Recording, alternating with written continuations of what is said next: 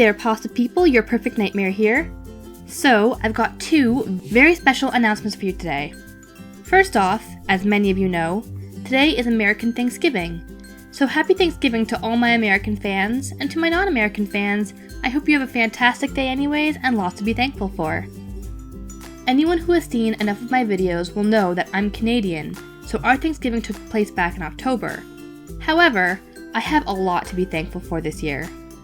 I'm thankful that I've had the opportunity to collaborate with unit number 522 on this original creepypasta, which he wrote. If you haven't checked him out yet, you're missing out. His channel is linked in the description, so go check him out. I'm also thankful that as of this morning, I've reached 500 subscribers. 500 is a huge number for me. When I started this channel, I never expected to get this far, and it's so overwhelming but exhilarating, and I'm just so grateful for every single subscriber I have. This brings me to my next announcement. As many of you know, I like to do special videos for milestones, and I have a very special video for this one. Last night, for the very first time ever, I was featured in a concert called What Are You Really Afraid Of? I was the host and a guest narrator in this concert, and we narrated creepypastas in front of a live audience with live music to back us up. It was a phenomenal experience, and I'll be getting video footage, so once I get that, I'll be posting at least portions of the concert as my 500 subscriber special. As it was a live performance, there will also be a face reveal. So thank you all so much for your support. I can't tell you how much you all mean to me, and I can't wait to see where this channel goes from here. Now, without further delay, I present to you unit number 522's 6 of 6, and until tomorrow, I'll see you in your nightmares.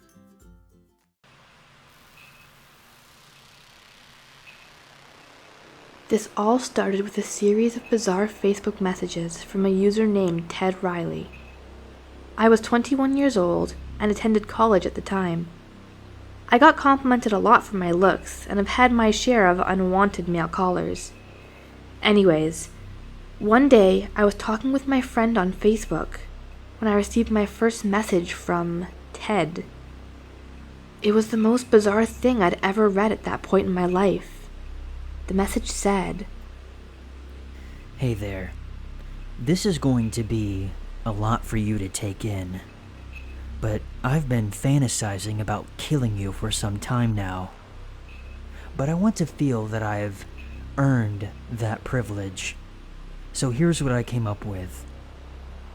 I'm not very good when it comes to first-person shooter games, and I'm currently playing this shooting game on my tablet. And I made a bet with myself that if I can beat this game 6 times on expert mode within the next 2 years, I'll have earned the privilege of taking your life."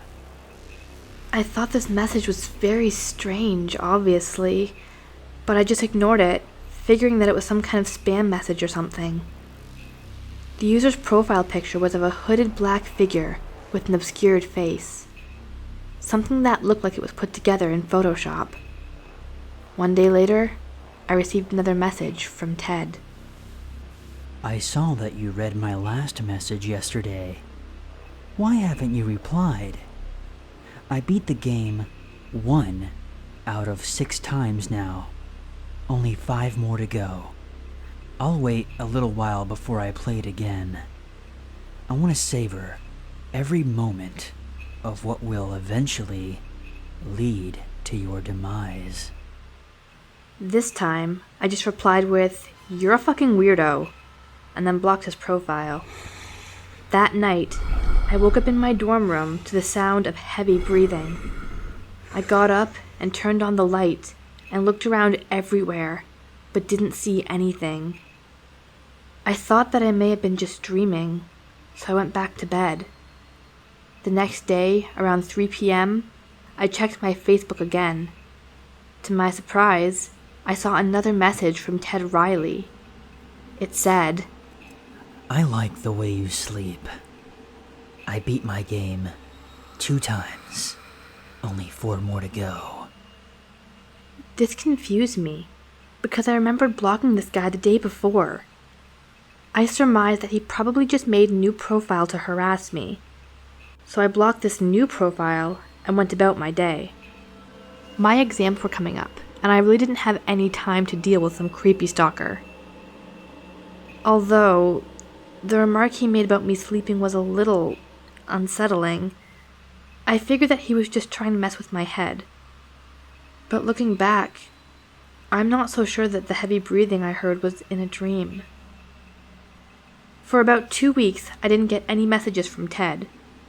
To tell you the truth, I was so busy between work and school that I completely forgot about it. However, one day, out of the blue, I received another message from Ted, and this one was by far the most disturbing. I read, Why the fuck do you keep blocking my profile? Don't you dare ignore me. Who are you to deny me the pleasure of telling you how much time you have left? I've beat the game 3 times. 3 more to go. This message starstruck me. I messaged him back and said, "You're a fucking weirdo, leave me alone." I blocked this new Ted Riley profile and set my profile to private. After that, it was a year before I heard from Ted again. In this time period, I had finished up school and met a guy who eventually became my boyfriend. His name was Blake. He and I hit it off pretty quickly. We connected in such an indescribable way. I fell madly in love with him, and he and I rented out a small apartment in town. One evening, Blake was working late, and I was just coming in from my job. I was approaching my apartment door when I saw a note sticking out between the wall and the side of the door. I thought it was a notice from the building administration or something. I opened it and nearly vomited upon reading the note. 4 out of 6. 2 more to go. I totally flipped shit. I called the police and then my boyfriend. He managed to get out of work early and come back to the apartment around the same time the police showed up. I told them the whole story and handed them the note. They searched the apartment but couldn't find any signs of forced entry. They said there wasn't much they could do except put a police cruiser outside the apartment. 3 days passed, and Blake was stuck with the graveyard shift that night again.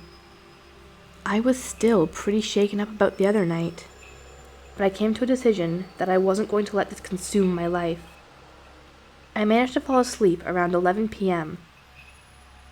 I dreamt that I was running through my old college campus, except the campus looked to be run down and abandoned, as if I was in the remnants of a town that was experiencing nuclear fallout. I was being chased by someone that I couldn't see. When I heard heavy breathing, as if the person was right next to my ear, the feeling of absolute dread consumed me. As I turned to see a black silhouette of a man, my stomach dropped as a knife shot out of nowhere and plunged into my stomach. I spit up blood as the black figure towered over me. Then I heard a blood-chilling voice say, 6 of 6. I suddenly woke up in a cold sweat. I looked all around my apartment bedroom, but I didn't see anything. I figured I was just being paranoid from the nightmare I just had. I got up to use the bathroom. When I turned on the bathroom light, I let out a shriek of terror at what I saw. There, on the bathroom mirror, was a message written in my lipstick. It read, 5 of 6. The police were called again, but again they found no signs of forced entry. They took a few pictures and then left. I stayed at my parents' house for the rest of the night, and my boyfriend joined me after he got off work. 6 months go by without incident. Things had calmed again. I even went out with an old college friend named Sarah one evening. We had dinner that night with her parents. Afterwards, she drove me back to my apartment. We sat and talked for a while about everything. She was amazed by the whole ordeal I was going through. She eventually left, and Blake was working late again that night. After a while, I fell asleep. A few hours go by, and I was awakened by a notification alert on my smartphone. It was from my Facebook app. It was a message from Sarah. I was baffled that she would be messaging me this late. I opened the message, and to my horror, it read, 6 of 6. I'm coming for you. Upon reading this, I heard the now familiar heavy breathing coming from inside the room. When I looked toward the end of my room, I saw the silhouette of a man standing at the foot of my bed. As soon as I noticed him, he grabbed my ankles, yanked me out of my bed, and dragged me to the floor. But not before I grabbed the large kitchen knife that was under my pillow. The man didn't notice it as we struggled on the floor. I kicked him off me and scrambled to my feet. The man then lunged at me. At that moment, with all my strength, I stabbed the man as hard as I could. All of this was taking place in the darkness of my bedroom, but I tried to aim for his face. The man staggered back. He looked like he was holding his face in pain, but I couldn't tell exactly because it was dark. The man burst out of my room and ran out of the apartment. When the police arrived, no trace of the intruder was found, except for a large bloody kitchen knife that was found lying on the ground outside the front door of the apartment. However, the story doesn't end there. The police officer told me that the intruder paid a visit to my friend Sarah before breaking into my apartment. They found her decapitated body in her bathtub, and her severed head was found floating in her toilet. Her cell phone was also missing. There was a message written in blood on her bathroom mirror. It said, 6 of 6. I called my boyfriend to come home from work early because of what had happened. The police escorted me out of my apartment after they were done questioning me. I saw my boyfriend's car in the resident parking lot. I got into his car from the passenger side door. I looked at him while he stared intensely at the steering wheel, both hands on it. I asked him, "Are you okay?" Blake then slowly turned towards me, revealing the left side of his face. The shadows moved off his face, and I gasped at what I saw. Blake's left eye was missing, and was replaced by a gaping, bloody stab wound. He said in a low-toned voice, Let me guess. No signs of forced entry. In one quick movement, he stabbed the left side of my chest with a knife that he was hiding beside his lap. I screamed in pain. He stabbed me again. Drops of blood shot onto the car's windshield. I took my right hand and jammed my finger into Blake's gaping socket. He shouted and recoiled. I took the opportunity to undo my seatbelt and exit the car. I instantly fell to the ground because of the blood loss. Blake then peeled out of the parking lot. All the commotion attracted the nearby police officers that were standing by my apartment. They rushed over to me and called an ambulance immediately. I ended up being in the hospital for days. Blake was never found. Turned out, everything I knew about him was a lie. He's still out there, watching and waiting.